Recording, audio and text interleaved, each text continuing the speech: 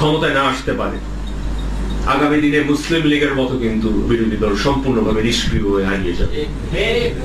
আর কোনোভাবে যদি নৈরাজ্য সৃষ্টি করার মাধ্যমে যদি বিরোধী পক্ষ যদি ক্ষমতায় আসতে পারে, তাহলে বলা যায় যে ক্ষমতাসীন দল সম্পূর্ণভাবে, আপনি তো বুঝতেই পারতেছেন, ক্ষমতাসীন দলকে একচেটে কিন্তু নিশ্চিহ্ন করে ফেলবে।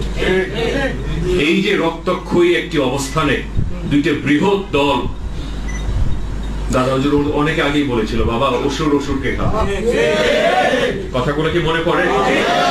অসুর অসুরকে খাবে, জাকের পার্টির পথ আল্লাহ রব্বুল আলামিন স্বয়ং পথ ফাঁকা করে দিবে। আজকে কি তা হচ্ছে না?